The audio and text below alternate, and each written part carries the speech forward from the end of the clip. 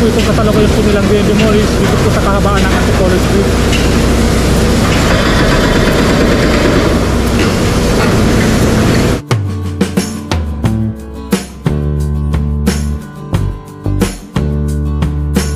Muli, isang mapagpalang araw sa lahat. Nandito tayo ngayon sa kahabaan ng Loyola Street sa area ng Sampaloc at nasa bahagi tayo ngayon ng Section 2. So ito nga po yung PNR España Station. At nasa ilalim nga pala tayo ngayon ng ginagawa po nilang NLEX SLEX Connector Road. At ito nga po yung kahabaan ng Loyola Street. So dito nga po yung pinaka-exit ng gagawin po nilang off-ramp. So ito po yung kahabaan ng Antipolo Street sa pagitan ng Loyola Street at ng Fajardo Street. Sa bandang unahan yan, ayan na po yung ginagawa po nilang off-ramp. So dito po bababa yung mga sakyan na manggaling nga po ng south. At magtutuloy-tuloy po yan papunta dito sa Loyola Street. Sa ngayon po yan, nakakaroon dito ng demolition sa pagitan nga po ng Loyola Street at ng Fajardo Street. At yan nga po, so ilan na lang po yung mga kabahayan ang i-demolish dito po sa kahabaan ng Antipolo Street. Ito po para bigyan daan yung gagawin nga po nilang off-ramp. Ayan, so tayo natin lapitan. Ito po yung kasalukuyan po nilang i-demolish na kabahayan dito nga po sa pagitan ng Fajardo Street at ng Loyola Street. Ito po yung papuntang Gituason.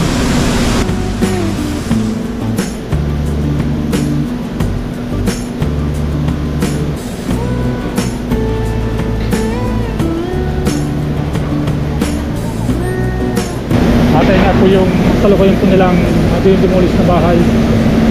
So halos po yung mga bahay po dito ay wala na po nakatira. So ito nga po pala yung nag-demolish sa ngayon. Ito po yung Verdax Builders. Bali, subcon po sila ng NLEX SLEX Connector Road. Ayan, so shoutout nga pala sa mga workers ng Verdax Builders.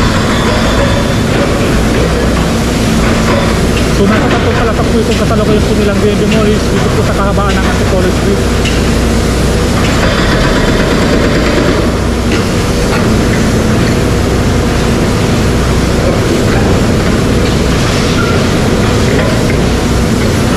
So ayan po yung gamit po nila. Ayan po yung concrete breaker. Medyo may kalumanan nga po itong bahay itong demolish po nila. Dito po kasi sa area ng Sampaloc ay makita po natin dito yung mga sinaunang bahay.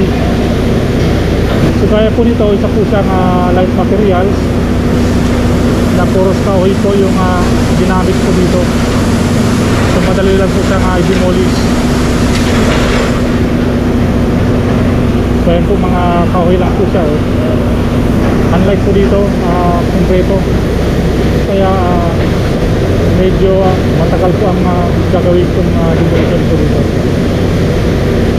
Inuuna po na yung pinaka-giga or beam. Ito nga po demolish lang bahay.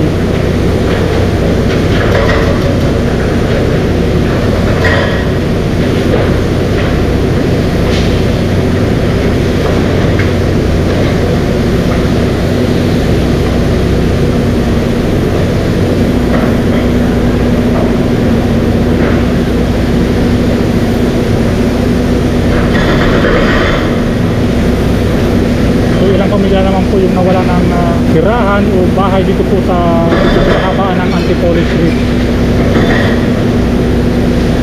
So, wala po silang magagawa kapag natin ginamit na ng gobyerno pinatitirikan nilang lupa.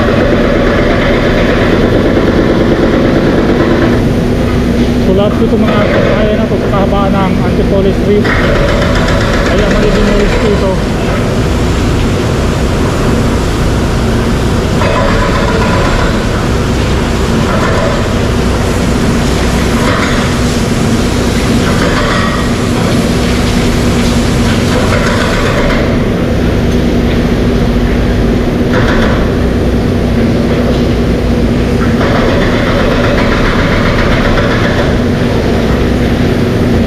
grabe yung impact nitong concrete breaker.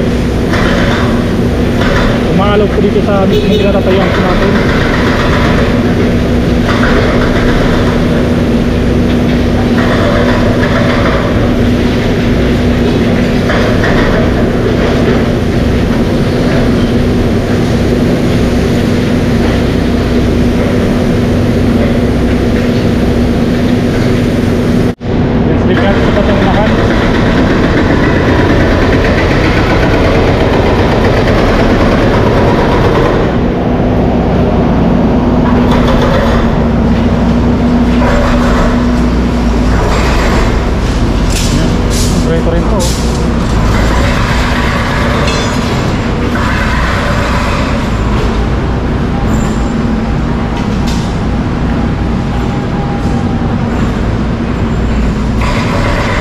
Ito na po yung sitwasyon ng mga nademolish sa kabahayan dito nga po sa may panulakan ng Fajardo Street.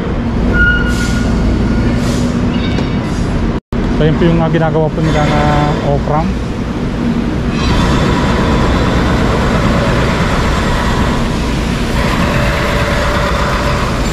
So ilan na nga lang po yung mga bahay na nademolish po sa kahabaan ng Antipolo Street. So ito po yung disenyo ng mga sinaunang bahay. Gawa po siya sa kahoy at medyo may kalumaan na nga rin po siya. Yung katabi naman niya, nasa 1, 2, 3, 4 na palapag. Isa po siyang residential building.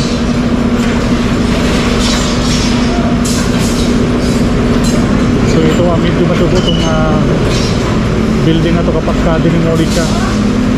Tuloy yung mga konkreto niya.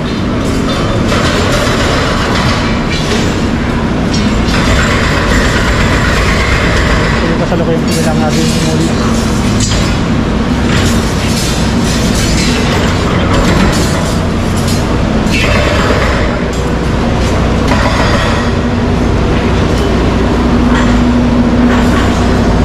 At ito naman yung papuntang Espanya.